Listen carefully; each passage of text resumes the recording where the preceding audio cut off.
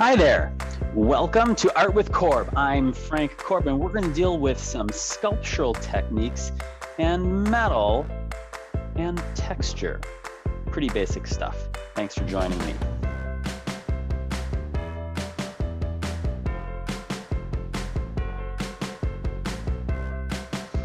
So what we've got today is we're going to be dealing with some real malleable material in a small piece of aluminum can. I'm using a Diet NW. I actually don't drink soda, so this is not my can.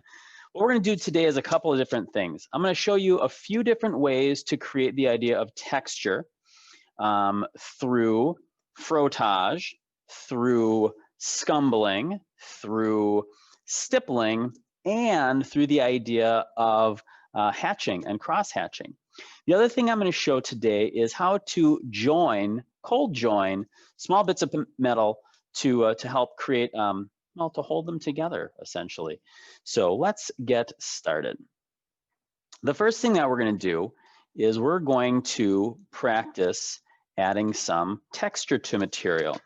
So I've cut out my tin can, and I'm going to just cut a couple of organic shapes here and play with this.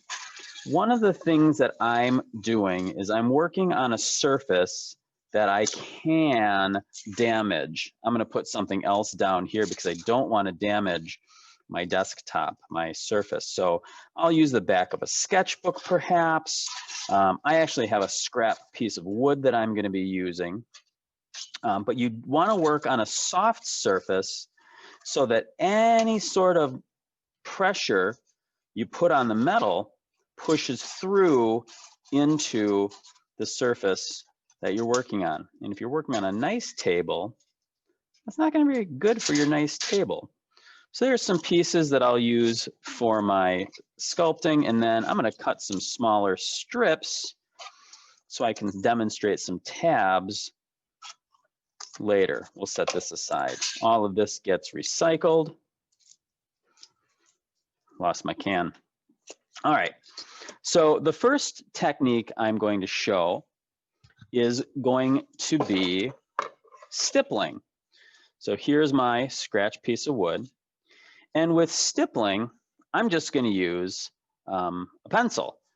And I'm going to go on the front and the back. But stippling, remember, is, and if you've never done stippling, it's simply the application of lots of dots.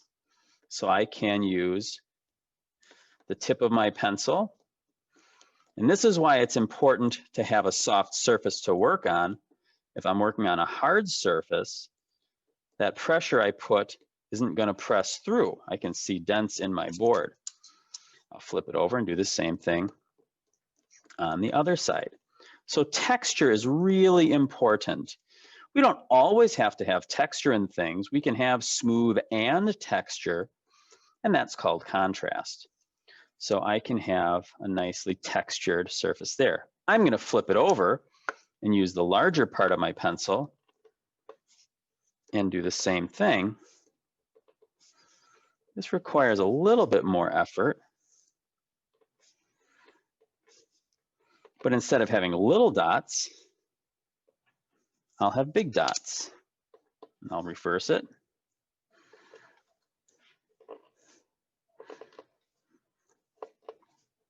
So you can see that we've got texture in our piece of metal. Okay, so that's stippling. We've also got the idea of hatching. And hatching is, remember, hatching is drawing lines. So I can, again, I'm just using a pencil. I can draw lines across the surface of it. And while you see the lines on here, I'm going to wash this metal off and erase the lines. I would probably have this all on separate pieces. Just for demonstration's sake, I'm going to use one piece, but I would probably have a separate piece of metal for each of mine. I wouldn't want to have too much happening, but just for demonstration's sake. And so then, with an eraser or some water, just clean that up. So you can see we've got this series of lines drawn into it, and that gives it some really cool texture too. So I've got stippling, hatching, and cross hatching. Scumbling, and again, I'm going to say this again, I would probably have this on a separate piece of paper, or a separate piece of metal rather. Scumbling is that repetition of a common mark. You could do circles and fill the whole thing with circles. So that's scumbling. And maybe on the back side, a good friend of mine did a demonstration like this. I can't see where my lines are. And I can add an extra element of a dot inside there. So you've got that idea of scumbling there. Ooh, yeah, I like that. Or you could literally scumble and just draw random similar lines through the piece. And I'll repeat it on the other side to help flatten it out. And again, you have to be working on a smooth or a soft surface, otherwise none of that is going to work. And I'll get my eraser in there to erase out my pencil lines. And one can see, it's a little harder to see, so I might have to have a harder tool, but one can see some of that scumbling. So I've got stippling, hatching and cross hatching, scumbling, and I've done two different kinds of scumbling here. And the last one is called frotage. And frotage is where you take a textured surface, like a seashell in this case, and you do a rubbing on it. And I'm just using the back end of a wooden tool. And I'm going to rub that texture of the seashell through my metal. I'm pressing kind of hard. And I'm going to turn it around a little bit so I can get different angles. Repetition, use of line. They're all elements and principles. So there's our little bit on adding texture to metal. We've got stippling, crossing and hatching and cross hatching, scumbling, and finally frotage. The next thing that we're going to work on and talk about briefly is how to cold join pieces of metal. So my metal is, I can overlap it, but it's going to fall apart. If I wanted to join these pieces of metal, there's a couple of different things I could do. The first one is piercing. And so I'm going to take a push pin, plain old push pin, and I'm going to pierce my metal and push that all the way through. So I've got a nice hole right there. And then I'm going to do the same thing on my contrasting smooth piece. Push that through. And I've got a second hole. There's a lot of different things I could do. I'm going to show using a piece of twine. I have a little tiny piece of string here. I can push that through one hole. And let's see if it comes through. Ooh, it's a little, there we go, good, it worked. And I can push it through this other hole. I just want to make this a little bit bigger. So this is piercing through there like that. And I can pull them together. Oops, I got to keep myself on camera here. Pull them together like that. And I could tie that off into a little knot.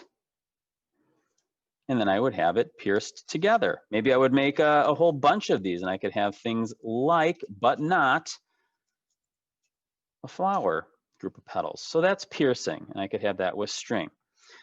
Another way to pierce would be to take, again, that hole, punch that hole through, and instead of using string or twine this time, I'm going to use a piece of metal, I'll put that hole here, pierce this, and I'm going to attach a piece of wire to this. So I could take a paper clip and straighten it out. I'm using a piece of wire, but I could use a piece of paper clip. There we go. And so I've got my piercing here. Bend this through. Bend this through here. Let's see if this works better than in class. Hey, it worked great. And so now I've got a pierced piece of metal. So maybe this becomes the arm of a mobile or something like that. I could also take one of my previous pieces and join it to that piece through that piercing.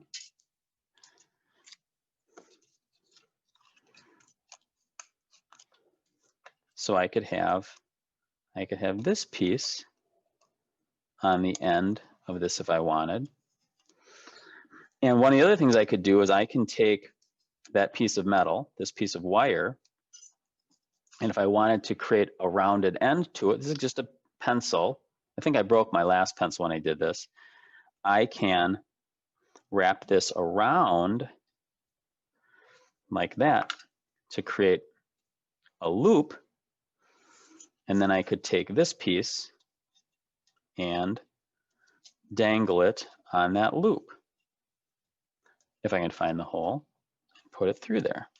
Of course, the demos don't always work the way it would work in real life, but there we go. Oops, went too far. There we go. So now I've got a dangling piece of metal. So that's with piercing, okay? So we got piercing, a couple of different ways. Twine, paperclip, wire, loops, different ways of piercing. I can also create the idea of a tab.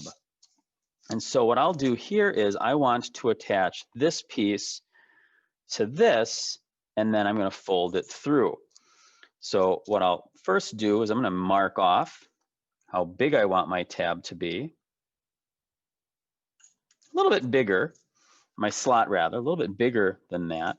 And all again, I'm just using a push pin, and I'm going to slowly drag that push pin over my line a number of times. Remember that aluminum isn't very thick, and I can cut through that pretty quickly with just a push pin. Now remember also, I'm working on a surface that I can ding up. I'm not going to worry about that. So now I've got a hole, a slot. You can see that slot in there. I'm going to take my piece of metal and slip it through the slot, and I can create my tab. And so now I've tabbed these together, and that's going to stay just like that. Maybe I want to join sides. I could create two tabs and have a mask. I can build a mask out of this. Probably not. So that's a tab. Another technique that I can do, if I wanted this to be a standing wall, perhaps, making things up as I go. It's a great part about art. You can change things as you go. I want there to be a tab. I want to use a slot technique. So this will be 1 foot. This will be one leg that the piece will stand on. And this will be the other piece, the larger piece. Now I would obviously have plans for my sculpture. I'm making stuff up as we're going here, but I would have plans for my sculpture. So if I wanted to slot these together, I'm going to cut a slit down.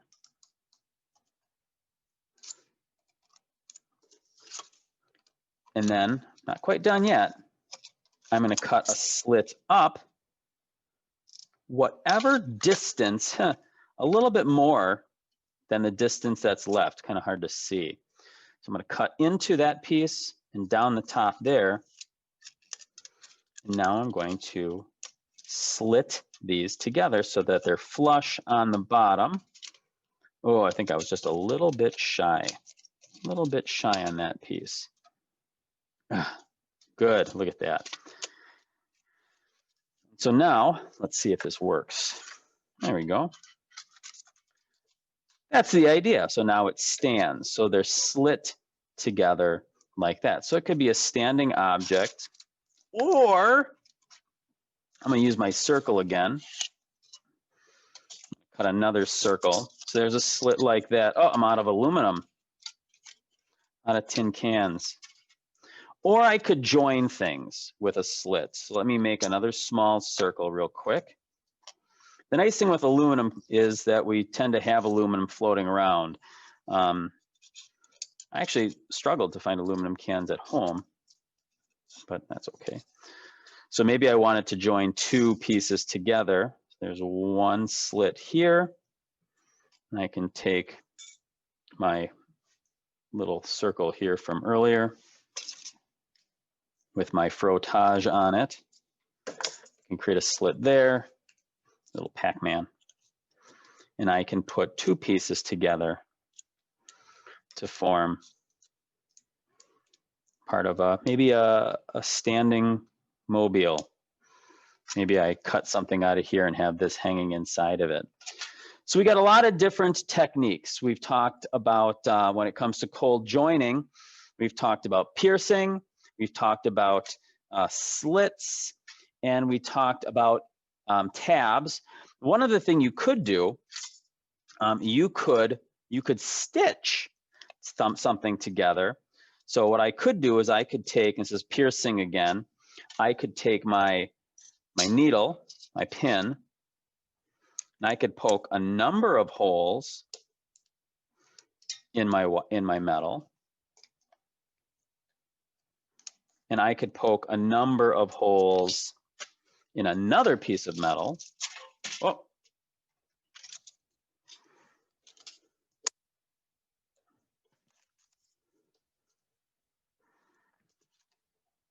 This would be stitching. Oh, and then there's weaving, and there's all sorts of stuff. Whatever you think of is absolutely fine. The great thing about art is we learn some basic techniques, but then whatever you can do with it later is wonderful. And that's why we learn a lot of different techniques, because then you can expand your toolbox.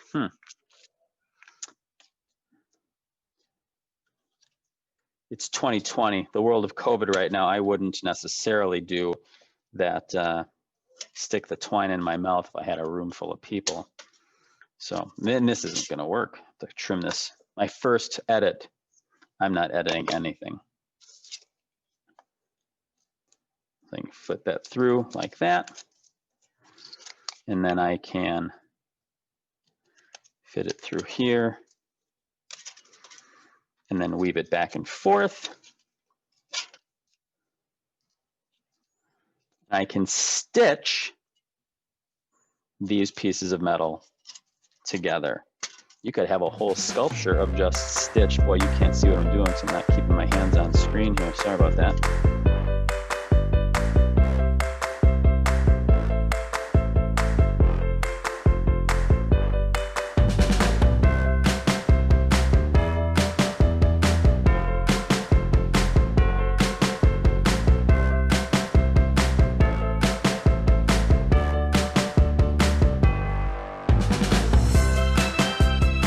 Anyways, a piece of skinnier string would be better, bigger holes perhaps, but you could stitch this together. And of course, the science experiment has gone wrong. So anyway, so you can stitch things together, and that's that. So questions, comments, concerns, please shoot them my way. There's lots of ways you can do stuff with this metal. And I think that's really the important thing to take away from this. We've got lots of different texture making techniques, from Frotage to Scumbling to hatching and cross hatching to Stippling. I remember that. And then the joining of metals together, we can use hinges, we can use piercing, we can use tying, and we can use slots. So I hope this helps. Please shoot me a note if you've got any questions, add comments below, subscribe to the page.